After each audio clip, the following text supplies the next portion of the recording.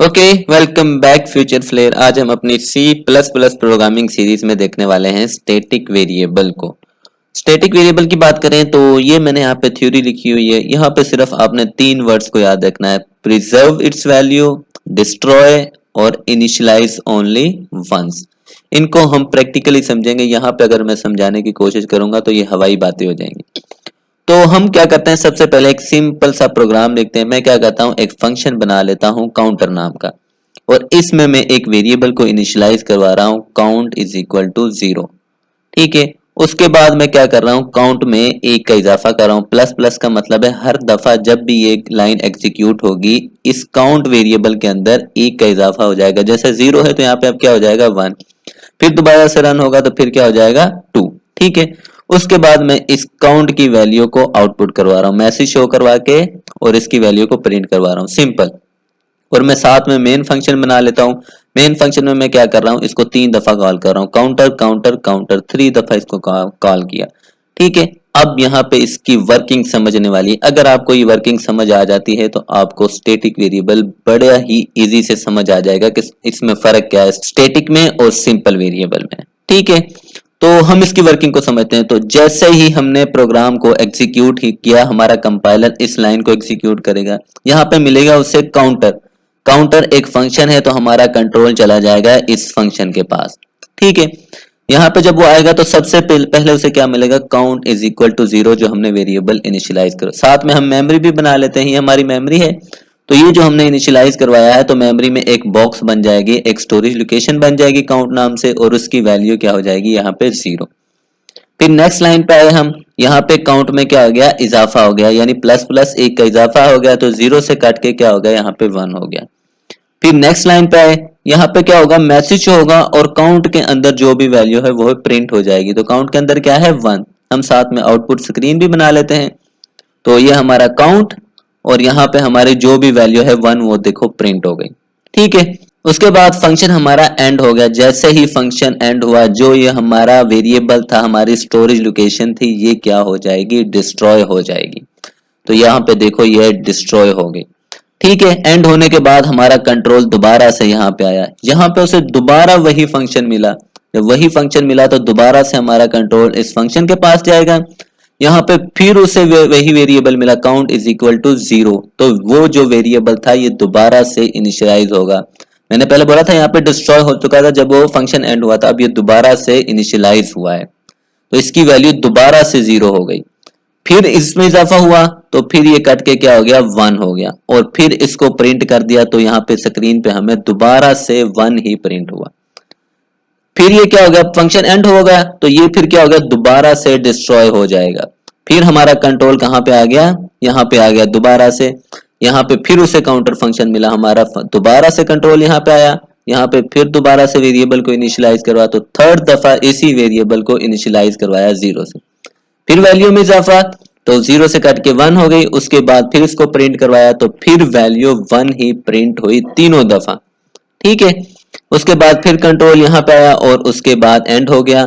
जैसे ही ये function and होता है, ये काउंट नाम का जो हमारा स्टोरेज बॉक्स बना है, ये भी क्या हो जाता है, डिस्ट्रॉय हो जाता है। ये तो था हमारा विदाउट स्टैटिक। अब मैं क्या करता हूं, इसी सेम प्रोग्राम को मैं यहाँ पे राइट कर लेता हूं। तो सेम प्रोग्राम को मैंने यहाँ पे राइट कर लिया, सिर्फ एक वर्ड की चेंजिंग की है, वो है हमने यहाँ पे स्टैटिक डाल दिया। यहाँ पे स्टैटिक नहीं था, सिर्फ यहाँ पे स्टैटिक वर्ड डाल दिया। ठीक है। अब हम इसकी भी एग्जीक्यूशन को देखते हैं। तो सबसे पहले हमारी एग्जीक्यूशन स्टार्ट होगी मेन फंक्शन से, तो यहाँ पे आएगा कंट्रोल, यहाँ से उसे मिला काउंटर, तो काउंटर मिला, तो ये कहाँ पे आ गया, हमारे काउंटर फंक्शन के पास आ गया। ठीक है। यहाँ पे क्या मिला, स्टैटिक इंट काउंट 0। हम मेमोरी में क्या होगा, काउंट नाम का एक स्टोरेज बॉक्स बन जाएगी, और उसकी वैल्यू को इनिशियलाइज करवा दिया 0 से। ठीक है। उसके बाद काउंट में इजाफा कर दिया, प्लस प्लस कर दिया, 0 था तो ये कट के इसमें इजाफा हो गया, क्या हो गया, 1 हो गया। ठीक है। उसके बाद हमने क्या कर दिया, इस काउंट की वैल्यू को यहाँ पे प्रिंट करवा दिया, तो हमने आउटपुट स्क्रीन भी बना ली। तो काउंट मैसेज शो हुआ, साथ में उसकी वैल्यू भी प्रिंट हो गई जो इस वेरिएबल के अंदर थी। ठीक है। यहां तक तो ऐसे ही था जिस तरह यहाँ पे था। उसके बाद जैसे ही फंक्शन एंड हुआ, हमारा कंट्रोल यहाँ पे आया। यहाँ पे हमें दोबारा से क्या मिला, काउंटर फंक्शन। काउंटर फंक्शन की वजह से दोबारा से हमारा कंट्रोल काउंटर फंक्शन के पास आ गया। यहाँ पे अब देखो, अब यहाँ पे समझने वाली बात है, जो स्टैटिक वेरिएबल है वो हमारा एक ही दफा इनिशियलाइज होता है और ये पहले हो चुका है जब ये फर्स्ट टाइम रन हुआ था। तो इस दफा ये हमारा देखो अरेज नहीं हुआ, इसको इग्नोर किया जाएगा। इस लाइन को हम डायरेक्ट कहां पे आएंगे, यहां पे आएंगे। कंपाइलर चेक करेगा क्या पहले से इनिशियलाइज है, हाँ तो ये इनिशियलाइज था, तो इसको दोबारा से इनिशियलाइज नहीं करवाएगा। स्टैटिक वेरिएबल सिर्फ एक ही दफा इनिशियलाइज होता है, ठीक है। और ये अपनी वैल्यू को प्रिजर्व करता है। देखो पहले 1 करके चले गए थे ना हम, तो देखो अभी भी वो 1 ही है, उसने अपनी वैल्यू को प्रिजर्व किया है, अरेज नहीं किया था जिस तरह से हम इस वाले प्रोग्राम में कर रहे हैं। तो अब देखो काउंट में क्या हुआ, +1 हुआ, तो ये क्या हुआ फिर 1 से कट के 2 हो गया, ठीक है, प्लस के उसके बाद हमने मैसेज क्या कर दिया, प्रिंट करवा दिया। तो काउंट की वैल्यू इस टाइम क्या है, 2 है, तो देखो 2 इस दफा प्रिंट हुई। उसमें देखो हर दफा 1 ही प्रिंट हो रही थी, वजह उसकी क्या थी, मेमोरी में हर दफा वो वेरिएबल अरेज हो जाता था, लेकिन इसमें वो अपनी वैल्यू को प्रिजर्व कर रहा है, इस वजह से हर दफा 1 का इजाफा हो रहा है, ठीक है। फंक्शन एंड हुआ, ठीक है, और ये वैल्यू जो हमारा वेरिएबल था ये डिस्ट्रॉय नहीं होता इसमें। फिर क्या होगा, यहां पे आएगा कंट्रोल, यहां पे उसे फिर काउंटर मिला, काउंटर मिलने की वजह से दोबारा से हमारा कंट्रोल इसी काउंटर फंक्शन के पास आ गया। यहाँ पे देखेगा क्या ये वेरिएबल इनिशियलाइज हुआ पड़ा है, तो देखो ये पहले से इनिशियलाइज है, इसको इग्नोर किया जाएगा। यहाँ पे आएंगे, यहाँ पे फिर हम काउंटर में इजाफा करेंगे, तो 2 था तो इस टाइम क्या हो जाएगा, 3 हो जाएगा, तो 3 हो गया। फिर क्या होगा, ये मैसेज प्रिंट होगा, तो इस दफा काउंट की वैल्यू क्या है, 3, तो 3 प्रिंट होगी। उसके बाद जैसे ही फंक्शन एंड हुआ, उसके बाद यहाँ पे आया, यहाँ पे हमारा मेन फंक्शन भी एंड हुआ।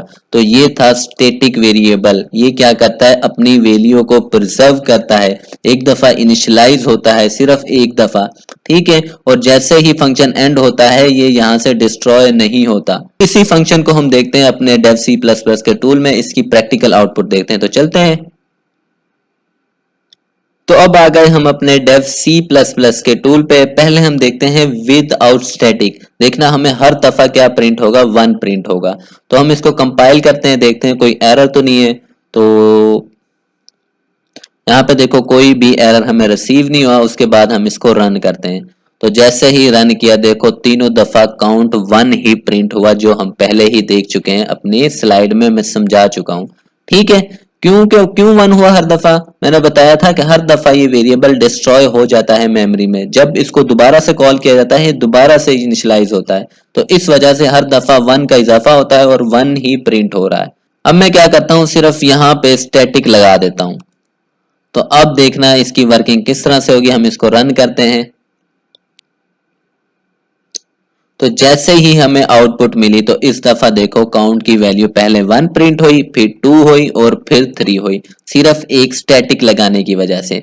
क्यों, क्योंकि स्टैटिक इसको एक ही दफा इनिशियलाइज करता है और इसकी वैल्यू को प्रिजर्व करता है। जब फंक्शन एंड होता है तो ये इस वेरिएबल को मेमोरी से डिस्ट्रॉय नहीं करता। तो इस तरह से बेसिकली स्टैटिक वेरिएबल काम करता है। आई होप आपको समझ आ गई होगी। कोई क्वेश्चन हो तो लाजमी पूछेगा, चैनल को लाजमी सब्सक्राइब कीजिएगा। ओके।